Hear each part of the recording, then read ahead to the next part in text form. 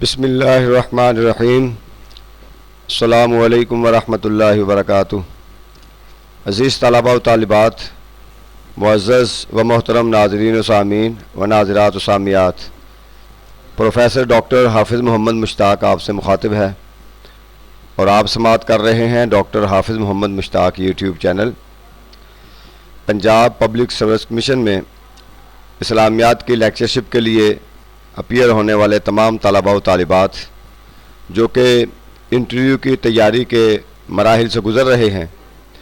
اور انشاءاللہ ان قریب ان کا رزلٹ جب آئے گا تو پھر وہ باقاعدہ طور پہ ان کو کنفرمیشن ہوگی کہ کن بچوں کو انٹرویو کی کال موصول ہوئی ہے۔ اس سے پہلے میں نے جیسے 2 لیکچر اس سے پہلے ڈیلیور کیے ہیں، ایک القرآن و علوم القرآن کا اور دوسرا حدیث و علوم الحدیث کے حوالے سے، اور آج ہم انشاءاللہ تاریخ اسلام پر بات کرتے ہیں۔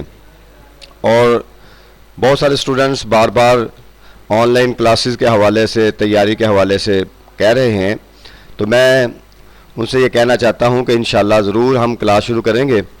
لیکن ابھی قبل از وقت ہے، آپ خود تیاری کریں، اسٹڈی کریں۔ آپ کو ایک میتھڈ آپ کو بتا رہا ہوں، وے آف لرننگ بتا رہا ہوں، اور انٹرویو کا جو طریقہ کار ہے اور کس طرح کے آپ سے کویسچن پوچھے جا سکتے ہیں، تو اس حوالے سے آپ ان لیکچرز کی روشنی میں اپنی تیاری جاری رکھیں، کیونکہ جب رزلٹ اناؤنس ہوگا اس کے بعد پھر ہمارے پاس اتنے دن ہوں گے کہ انشاءاللہ ہم اس میں سارے سبجیکٹ کو گو تھرو کر لیں گے اور اچھے طریقے سے اس کی انٹرویو کی بھی تیاری ہو جائے گی، جس طریقے سے ہمارے بچوں کی ریٹن ٹیسٹ کے ذریعے تیاری ہوئی تھی۔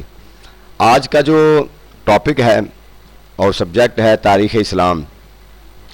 آپ کے تمام مضامین میں یہ جو تاریخ اسلام کا ٹاپک ہے یا لیکچر، اور یہ آپ کے لیے سمجھ لیں سنگ میل کی حیثیت رکھتا ہے، یہ سردار ہے تمام مضامین کا۔ تاریخ اسلام بہت وسیع مضمون ہے، اور اس کے اندر جو ہے آپ سے بہت سارے سوالات پوچھے جائیں گے، تو ہم اس کو تقسیم کرتے ہیں 3 حصوں میں، اور اسی طریقے سے آپ نے اس کو ڈیوائیڈ کر کے آپ نے تیاری کرنی ہے۔ سب سے پہلے آپ قبل از اسلام کو شامل کر کے اور حضور علیہ السلام کی بعثت اور پھر آپ کے وصال تک، یعنی سیرت النبی صلی اللہ علیہ وآلہ وسلم، آپ کی حیات مبارکہ جو ہے اس کے اندر جو واقعات ہیں، اس کو آپ ایک پورشن میں لے لیں۔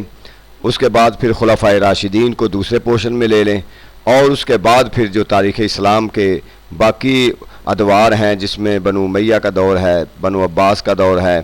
اور پھر اس کے بعد باقی جو ادوار آتے ہیں اس کے اندر، تو سب سے اہم چیز اس کے اندر تاریخ اسلام میں عہد رسالت صلی اللہ علیہ وسلم اور عہد خلفائے راشدین، یہ 2 ادوار سب سے زیادہ امپورٹنٹ ہیں۔ باقیوں میں بھی آپ سے پوچھا جا سکتا ہے، مگر یہ زیادہ امپورٹنٹ ہے۔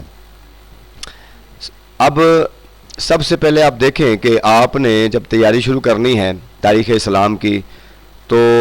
اسلام کی آمد سے پہلے جو عرب کے حالات تھے اس پر تھوڑا سا آپ نے اس حوالے سے تیار کرنی ہے کہ عربوں کے حالات جو تھے، ان کی طرز زندگی جو تھی، ان کے منفی پہلو کیا ہیں، ان کے مثبت پہلو کیا ہیں، اس کو سرسی نظر سے آپ نے دیکھنا ہے۔ اور عرب جو ہے اس کی جغرافی حالات جو ہیں اور تمدنی حالات اور جغرافیائی معلومات آپ کے پاس ہونا چاہیے۔ طائف کس سائڈ پہ ہے، جدہ کس سائڈ پہ ہے، مکہ سے مدینہ کون سی سمت بنتی ہے، ان کا فاصلہ درمیان میں ڈسٹینس کتنا ہے، اور پھر کہ حضور علیہ الصلوۃ والسلام کے لیے اللہ رب العزت نے عرب کا یہ خطہ کیوں منتخب کیا، جبکہ دیگر انبیاء کے لیے یہ خطہ منتخب نہیں کیا گیا۔ تو اس پر آپ نے اچھے طریقے سے تبصرہ کرنا ہے کہ یہ خطہ جو ہے جس کو آباد کاری جس کو حضرت ابراہیم علیہ السلام کے بیٹے حضرت اسماعیل علیہ السلام نے کی، اس لیے ان کو ابو العرب کہتے ہیں حضرت اسماعیل علیہ السلام کو۔ تو یہ باقاعدہ طور پر یعنی ایک خطہ جو ہے تیار کیا گیا، اس کی آباد کاری کی گئی، اور یہ حضور علیہ السلام کی امتیازی خاصیت میں سے ہے، امتیازی حیثیت میں سے ہے، جیسے کہ بہت سارے امتیازی شانیں ہیں حضور علیہ السلام کی، کہ عرب کے اندر جو لوگ تھے یہ بہت زیادہ سخت مزاج تھے، تو ان لوگوں کو بدلنا بہت مشکل تھا، تاکہ حضور علیہ الصلوۃ والسلام جیسی عظیم ہستی کو بھیجا اور آپ نے ان کے قلب و اذہان کو بدلا، اور آخر کار انقلاب کا آغاز جو ہے وہ عرب کی سرزمین سے ہوا۔ تو الغرض اس حوالے سے پھر عرب مستعربہ اور عاربہ وغیرہ یہ ان کے بارے میں تھوڑا سا آپ کو انفارمیشن ہونی چاہیے۔ عرب میں بت پرستی کا رواج کس نے شروع کیا، اور ایک جو اہم چیز ہے اس کے اندر جس پر آپ پر دیکھیں کچھ ٹاپک ہوتے ہیں وہ ڈائریکٹ آپ سے سوال کریں گے، آپ جواب دے دیں گے، کچھ ایسے ہوں گی چیزیں جس پر آپ کے ساتھ وہ بحث کریں گے۔ ان میں سے ایک یہ ایشو ہو سکتا ہے کہ عرب کے اندر لڑکیوں کو بچیوں کو زندہ درگور کیا جاتا تھا اسلام سے قبل، تو اس پر وہ بات کر سکتے کیا پورے عرب میں یہ کیا جاتا تھا یا کوئی خاص قبیلہ تھا؟ تو یہ ذہن میں رکھ لیں، یہ سارے عرب میں نہیں کیا جاتا تھا، ایک قبیلہ تھا وہ ایسا کرتا تھا، کیوں کرتا تھا، اور اس کا قرآن میں وہی کیا اس کا تذکرہ آیا ہے بِأَيِّ ذَنبٍ قُتِلَتْ، کہ جب پوچھا جائے گا اس بچی سے کہ کس جرم کی بنیاد پر تجھے قتل کیا گیا، تو یہ کیوں کرتے تھے، اس کے پس منظر میں کیا معاملہ تھا، اس کو آپ نے اپنے پوائنٹ آف ویو سے بیان کرنا ہے۔ بعض اوقات وہ آپ کا پوائنٹ آف ویو لیں گے، اور آپ نے اپنا پوائنٹ آف ویو دیتے ہوئے کسی لمحے بھی آپ نے جذباتی نہیں ہونا۔ اس لیے بہت سارے سوالات آئیں گے، میں مینشن بھی کرتا جاؤں گا، جیسا کہ مکی زندگی پر جب بات کریں گے تو اس کے اندر ایک بات آئے گی جس پر حضرت ابو طالب کے حوالے سے بات آئے گی۔ اب وہ کہیں گے آپ کو جھنجھوڑنے کے لیے، ٹٹولنے کے لیے کہ اس کا کس مسلک سے کی طرف رجحان ہے، اور مسلک کو واضح کرنے کے لیے آپ کے اندر سے اگلوانے کے لیے وہ اس طرح کے سوال کر سکتے ہیں آپ سے کہ ایمان ابو طالب کے بارے میں آپ کا کیا نظریہ ہے۔ کہ بعض لوگ کہتے ہیں کہ حضرت ابو طالب جو ہیں وہ مسلمان ہیں، بعض وہ حدیث پیش کرتے ہیں، تو اس پر جو ہے نا آپ نے بڑے تحمل کے ساتھ اپنا پوائنٹ آف ویو دینا ہے، اور حالات کو دیکھ کر، اور آپ نے بالکل جذباتی انداز میں نہیں، آپ بلکہ یوں کہیں کہ جن لوگوں کا یہ نظریہ ہے ایمان ابو طالب کے حوالے کے وہ قائل ہیں، وہ کہتے ہیں کہ چونکہ حضرت ابو طالب کے گھر حضور علیہ السلام کی پرورش ہوئی ہے، اور اگر وہ کافر مشرک ہوتے تو حضور علیہ السلام کی پرورش ان کے گھر میں نہ ہوتی، امام الانبیاء کی پرورش ایک غیر مسلم کافر کے گھر کیسے ہو سکتی ہے؟ پھر ان کا نکاح بھی حضرت ابو طالب نے پڑھایا تھا، اور حضور علیہ السلام نے بعد میں اس کی تجدید بھی نہیں کی جب اعلان نبوت کے بعد، تو ان کے یہ عقلی نقلی دلائل ہیں۔ اور پھر قرآن کہتا ہے انما المشرکون نجس فلا یقربوا المسجد الحرام، مشرک نجس ہوتا ہے تو اس کے وہ مسجد حرام کے قریب نہ جائے، تو جب وہ پورا کے پورا دین لانے والے نبی ان کے گھر میں رہ رہی ہیں، تو ایک طرف وہ دوسری حدیث ہے بخاری شریف کی جو پیش کرتے ہیں، تو بہرحال ان کو تطبیق کر لیں یا ان کے درمیان کہہ لیں کہ بعض لوگ اس کو دلیل بناتے ہیں اور بعض لوگ اس کو دلیل بناتے ہیں۔ اگر وہ آپ سے پوچھیں کہ آپ کا کیا پوائنٹ آف ویو ہے تو پھر اس کے بعد آپ اپنا پوائنٹ آف ویو بیان کر سکتے ہیں، لیکن وہ بھی ذرا سنبھل کر اور دیکھ کر سوچ سمجھ کر، ٹھیک ہے؟ یعنی جذباتی ہو کر نہیں کہ اگر آپ میں سے مثلا کچھ لوگ اس لیے کہ وہ یہ کہنا چاہیں گے کہ کچھ لوگ اس کے بہت سخت خلاف ہیں، کچھ اس پر بہت زیادہ بضد ہیں، ٹھیک ہے؟ تو آپ نے ذرا اپنے اس کو مسلک جتنے بھی ہیں ان کو ایک سائڈ پہ رکھ کے جانا ہے، آپ نے اس وقت ایک مسلمان ہو کے جانا ہے اور ایک دیندار ہو کے جانا ہے، مسلکوں کی بات وہاں پہ نہیں چھیڑنی۔ اس کے بعد پھر جو ہے نا ولادت کے حوالے سے حضور علیہ السلام کی ولادت سے کتنی دیر قبل آپ کے والد محترم کا انتقال ہوا، کہاں پہ ان کا انتقال ہوا، پھر یہ ساری چیزیں یہ معمول اس میں عام سی یعنی یہ چیزیں ہیں جس پر آپ کو سوال ہو سکتا ہے، اس پر کوئی بحث نہیں ہو سکتی۔ حرف فجار تو یہ بھی ہے، یہ کیوں اس کو حرف فجار کیوں کہتے ہیں۔ اس کے بعد تجدید کعبہ، حضور علیہ السلام کی عمر مبارک جب 35 برس ہوئی تھی تو قریش نے کعبہ کی تجدید کا اعلان کیا، اور اس میں پھر وہ خون خرابہ ہونے لگا جب وہ جو حجر اسود کو رکھنے کے حوالے سے، تو یہ بھی اس کو بھی آپ ذہن میں رکھ لیں۔ پھر غار حرا، اچھا اس کے اندر اب یہ نہیں غار حرا میں حضور علیہ السلام عبادت کے لیے جاتے، آپ سے یہ پوچھ لیں گے کہ غار حرا مکہ سے کس سائڈ پہ ہے، کتنے کلومیٹر دور ہے، تو یہ اس کا جغرافی حالات سے آپ کو پوچھا جا سکتا ہے۔ غار ثور کہاں ہے، وہ کتنی بلندی پر ہے، کس سائڈ پہ ہے، ٹھیک ہے؟ اس کو ذرا آپ نے دیکھیں۔ مکی زندگی کے اندر جو ایک اور اہم پہلو ہے جس پر آپ سے وہ اب بات کی جا سکتی ہے اور بحث و مباحثہ، وہ یہ کہ حضور علیہ السلام نے جب ظلم و ستم مسلمانوں پر بڑھے تو ان کو حبشہ کی طرف ہجرت کرنے کا کیوں حکم دیا؟ کسی اور ملک کی طرف کیوں نہیں آپ نے حکم دیا؟ ہجرت حبشہ کے اسباب کیا تھے؟ ہجرت حبشہ کا سبب کیا؟ اسباب تو ظاہر ہے وہ ظلم و ستم تھا، لیکن جو نجاشی تھا حبشہ کا، اس کا جو مشہور تھا وہ انصاف، عدل و انصاف اس کا معروف تھا، اور لوگوں کو وہاں سے عدل و انصاف ملتا، تو اس لیے حضور علیہ السلام نے مسلمانوں کو وہاں پر بھیجا کہ، اور اس سے یہ بات بھی ثابت ہوئی کہ غیر مسلم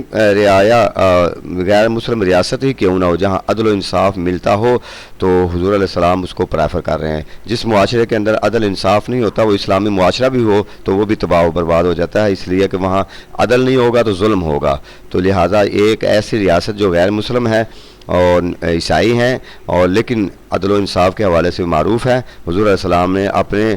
صحابہ کرام کو، اپنے رفقاء کو وہاں اس کی طرف ہجرت کرنے کا حکم دے دیا۔ اور اس کے بعد پھر آگے جو آپ سے ہجرت مدینہ کے اسباب، پھر شاب ابی طالب کے حوالے سے بھی اس کو آپ کے پاس معلومات ہونی چاہیے، کتنا عرصہ آپ نے گزارا اور اس کے اندر کون کون سے قبیلے تھے جنہوں نے بائیکاٹ کیا تھا بنو ہاشم کے ساتھ، اور پھر کتنے لوگ تھے جو آپ کے ساتھ وہاں پہ قید تھے، تو یہ سارا معاہدہ کیا ہوا تھا اور وہ کہاں لٹکا ہوا تھا، پھر اس کا اختتام کیسے ہوا۔ ٹھیک ہے، یہ تو جو اہم نکات ہیں مکی زندگی کے حوالے سے، اس کو آپ نے پوائنٹ نکال کر اچھے طریقے سے ایک ایک چیز کو ڈسکس کرنا ہے کہ اس میں مجھ سے یہ پوچھا جا سکتا ہے، اس کا یہ پہلو بھی ہو سکتا ہے، ہر پوائنٹ کو بیان کرتے ہوئے اس کا یہ پہلو بھی ہو سکتا ہے۔ آگے آ جائیے ہم مدنی زندگی چونکہ 10 سالہ محیط ہے دور میں، اور مکی زندگی 13 سالہ اعلان نبوت کے بعد، تو مدنی زندگی کے اندر 10 سال میں بہت سارے واقعات ہیں اور سارے کے سارے سوالات ہی آپ کو یہاں سے بھی پوچھے جا سکتے ہیں۔ سب سے پہلے جو آپ سے پوچھا جا سکتا ہے مدنی زندگی کے اندر ہجرت کے، کہ مدینہ کے اندر قبائل تھے، عیسائیوں یہودیوں کے بھی قبائل تھے اور انصار کے بھی قبائل تھے۔ اب یہ یہود کے کون کون سے قبائل تھے یہ آپ سے پوچھا جا سکتا ہے۔ ٹھیک ہے، یہود کے قبائل میں بنو نزیر، یہ نذیر اس کو پڑھتے ہیں بعض، لیکن آپ نے نزیر لفظ پڑھنا ہے، نزیر لفظ۔ اچھا، یہ کیونکہ یہ سوال جو تھا یہ مجھ سے بھی پوچھا گیا تھا، تو بہرحال یہ میں نے بتایا تھا، یہ قبائل جو بنو نزیر، بنو قریظہ اور بنو قینقاع، یہ 3 قبائل تھے، کن کے؟ یہود کے یا اہل کتاب کے آپ کہہ رہے ہیں، اور انصار کے جو قبائل تھے وہ اوس اور خزرج۔ ٹھیک ہے، یہ ان کو آپ نے یاد کرنا ہے۔ اچھا، اس کے بعد مدینہ کے اندر جو ایک بڑا اہم ابتدائی معاہدہ ہوا ہے جس کو میثاق مدینہ کہتے ہیں، یہ بہت اہم چیز ہے۔ میثاق مدینہ کن کے ساتھ ہوا؟ یہودیوں کے ساتھ ہوا۔ اب یہودی جو ہیں وہ اس اسلام کے دشمن ہیں، اور آج بھی قرآن کہتا ہے وَلَن تَرْضَىٰ عَنْكَ الْيَهُودُ وَلَا النَّصَارَىٰ حَتَّىٰ تَتَّبِعَ مِلَّتَهُمْ یا لَا تَتَّخِذُوا الْمُؤْمِنِينَ اولیاء، وہ قرآن کی آیت ہے کہ یا ایھا الذین آمنوا، اے ایمان والو، لا تتخذوا الاولیاء من دون المؤمنین، کہ مومنوں کے علاوہ دوسروں کو ولی یا دوست نہ بنائیں۔ تو آپ سے یہ پوچھا جا سکتا ہے کہ بھئی قرآن تو کہہ رہا ہے کہ یہود اور نصارہ پر اعتماد نہیں کیا جا سکتا، تو میثاق مدینہ کے اندر جو ہے وہ تو اب اگر فرض کر لیں عام میں سے کوئی درس نظامی کا سامنے بیٹھا ہوگا، یعنی مطلب یہ ہے کہ کوئی جمعہ پڑھانے والا مولوی ٹائپ دوسرے الفاظ میں، تو وہ یہاں پہ ضرور کہے گا کہ کافروں کے ساتھ یہ معاہدے کر رہے ہیں، کافر تو ہیں، یہ ہے فلاں، تو وہ جذباتی کرنے کی کوشش کرے گا کہ آپ تیس نیس کر کے رکھ دیں کافروں کی اور کہیں کہ ان کی ایسی تیسی، ان کے نہیں۔ آپ نے کہا، آپ نے اس پہ بڑے تحمل کے ساتھ بات کرنی ہے کہ دیکھیں اسلام جو ہے امن کا درس دیتا ہے، معاملات کو گفت و شنید کے ساتھ بھی کیا جا سکتا ہے، اور ہر وہ معاہدہ ایگریمنٹ جس کے اندر اسلام کی سربلندی کے لیے معاملات ہو سکتے ہیں اور اسلام کی بہتری ہو سکتی ہے، تو اس کے لیے وہ غیر مسلموں سے معاہدہ کیا جا سکتا ہے۔ ٹھیک ہے، اور جیسا کہ میثاق مدینہ میں اس کے اندر حضور علیہ السلام فائدہ کیا ہوا، ہیڈ آف دی اسٹیٹ حضور علیہ السلام کو تسلیم کر لیا گیا، اور مدینہ کا دفاع مضبوط ہو گیا، مسلمانوں کو ابتدائی سالوں میں اسلام کی ترویج و اشاعت کے لیے موقع مل گیا اور اس میں یہ خطرہ بھی ٹل گیا کہ اب کوئی حملہ کرے گا، تو جو یہود تھے انہوں نے مل کر مدینہ کا دفاع کرنا شروع کر دیا۔ تو اس کے جو بھی دفاعات ہیں ان کو ذرا ذہن نشین کر لیں، تو اس کا اسلام کی تاریخ کے اندر بڑا اہم کردار ہے میثاق مدینہ کا۔ تو میثاق مدینہ کے اندر جو پہلا تاریخ انسانیت کا تاریخ انسانیت کا پہلا تحریری دستور ہے میثاق مدینہ، پہلا تحریری دستور جو کہ حضور علیہ السلام میں مسلمانوں کے اور یہود کے درمیان یہ معاہدہ ہوا۔ اس کی بہت زیادہ آگے چل کر بہت زیادہ فوائد ہوئے مسلمانوں کو۔ اس کے بعد پھر جو ایک اور معاہدہ ہوا صلح حدیبیہ کے نام سے، جس کو یاد کیا جاتا ہے، اس کا پس منظر اور پیش منظر سر آپ کو پتہ ہے، اور اس کو فتح مبین کے نام سے کیوں یاد کیا جاتا ہے؟ انا فتحنا لک فتحا مبینا، ٹھیک ہے، اس کی وجہ سے کہ یہ صلح نامہ حدیبیہ جو ہے یہی پیش خیمہ بنی فتح مکہ کے۔ تو اس سے آپ ایک رزلٹ نکال سکتے ہیں کہ دیکھیں یہ صلح حدیبیہ بھی مشرکین کے ساتھ تھا، حالانکہ وہ دشمن تھے اسلام کے، لیکن اس کا نتیجہ کیا نکلا؟ مسلمانوں نے 2 سال بعد مکہ فتح کر لیا۔ تو ایسا معاہدہ غیر مسلموں کے ساتھ کیا جا سکتا ہے جس کے اندر اسلام کی سربلندی اور اسلام کی بہتری کے آثار نظر آ رہے ہوں، اور پھر آپ سے اس حوالے سے پوچھا جا سکتا ہے کہ آج کے دور میں آپ کیا سمجھتے ہیں کہ مسلمانوں کو چھوڑ کر غیر مسلموں سے معاہدہ کرنا، یہ اب آپ کا پوائنٹ آف ویو لیں گے کہ غیر مسلموں کے ساتھ، جیسے ہم مثالیں دیں گے عراق ہے اور اس کے علاوہ کویت ہے، یعنی عرب ممالک ہیں، تو وہ دیکھیں ہمیں چھوڑ کر انڈیا کے ساتھ معاہدات کر رہے ہیں۔ تو یہ تو اس پر بات کریں گے آپ سے، یعنی ایک وسیع تر تناظر میں بات کر سکتے ہیں کہ اسلامی ممالک جو ہیں آپس میں اتحاد کرنے کے بجائے اور آپس میں ٹریڈنگ کرنے کے بجائے غیر مسلموں کے ساتھ چلتے ہیں، جس کی وجہ سے ان کے ساتھ ان کی معاہدات بھی زیادہ ہوتے ہیں۔ تو اس پر آپ اپنے کمنٹس دے سکتے ہیں کہ یہ ہماری سمجھ لیں کہ بدقسمتی ہی ہے کہ ہم اگر دوسروں کے ساتھ اپنوں کو چھوڑ کر دوسروں کو ساتھ دیکھیں گے تو ایک اپنا ذاتی مفاد ہوگا، اس میں اسلام کے حوالے سے اسلام پیچھے ہوگا اور اپنا ملک اور اپنی ذاتی مفاد پہلے ہوگی۔ اگر اسلامی ممالک جو کہ 57 کی تعداد ہے وہ مل کر آپس میں ایک اتحاد کر لیتے ہیں، ایک کرنسی اکٹھی بنا لیتے ہیں، ٹریڈنگ میں اکٹھے ہو جاتے ہیں، تجارت میں، تو یہ ان کے ایک بہت بڑی جو ہے نا وہ کامیابی مل سکتی ہے۔ لیکن چونکہ یہود و نصارہ جو ہے وہ ان کے جو ہیں ایجنٹ اسلامی ممالک کے اندر موجود ہیں، تو بہرحال آپ اس پر تھوڑا سا نا ہلکا پھلکا تبصرہ کرنا ہے، یعنی بہت زیادہ سخت لہجے کے انداز میں نہیں کرنا، جو بھی بات کرنی ہے بڑے نرم لہجے کے ساتھ۔ اب عزیز طلبہ، ایک بڑا اہم سوال جو کسی مختلف پوائنٹ آف ویو سے آپ سے پوچھا جا سکتا ہے وہ یہ کہ حضور علیہ السلام کی مدنی زندگی جو کہ 10 سالہ دور میں محیط ہے، اس میں 87 جنگیں لڑی گئیں، ایک روایت میں 83 ہیں، ایک میں 87 جنگیں، تو اب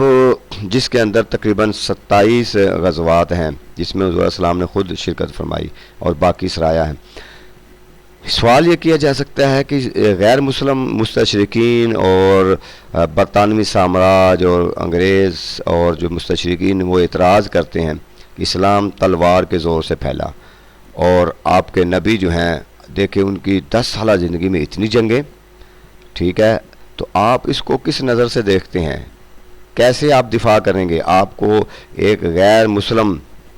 سوال کرتا ہے اور ہے جو کہ حقیقت پر مبنی ہے کہ 87 جنگیں لڑی گئی ہیں، تو آپ اس کو کیسے ڈیفینڈ کریں گے؟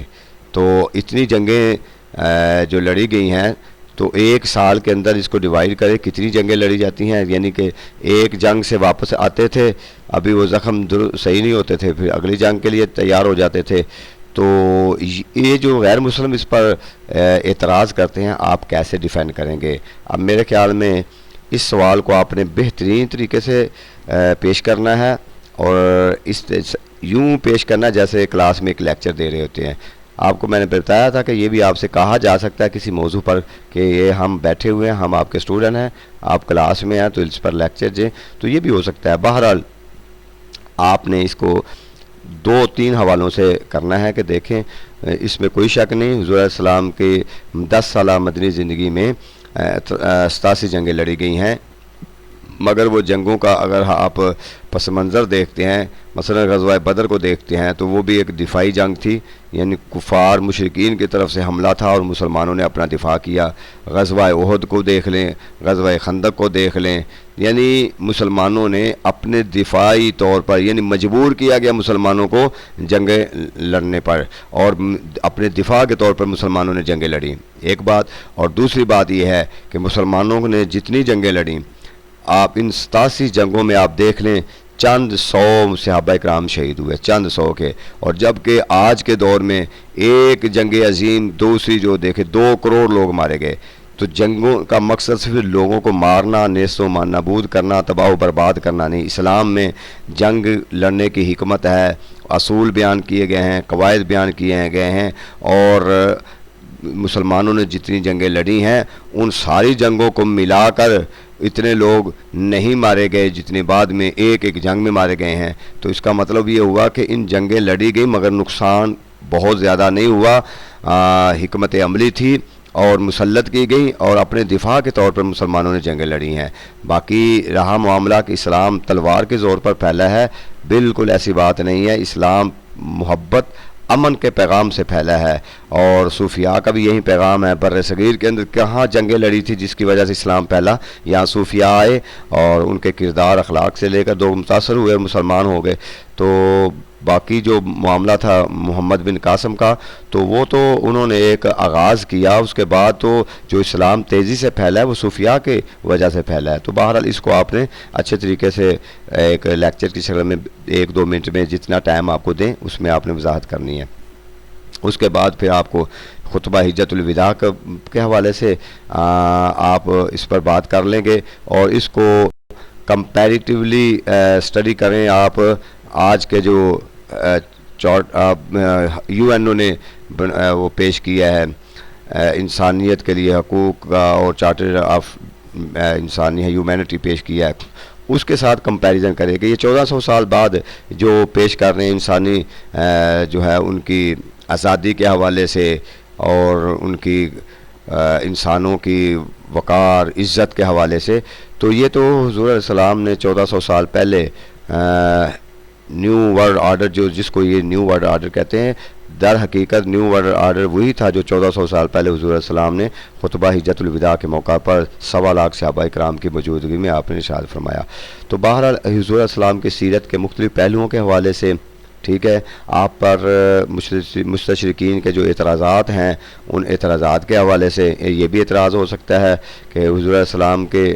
آپ نے 11 شادیاں کیں، اس کی کیا حکمت تھی، یہ اعتراض کرتے ہیں۔ تو اس پر آپ نے اچھے طریقے سے دیکھے، ابھی تو میں یہ پوائنٹ آؤٹ کر رہا ہوں جن کو آپ نے پڑھنا ہے۔ انشاءاللہ جب ہم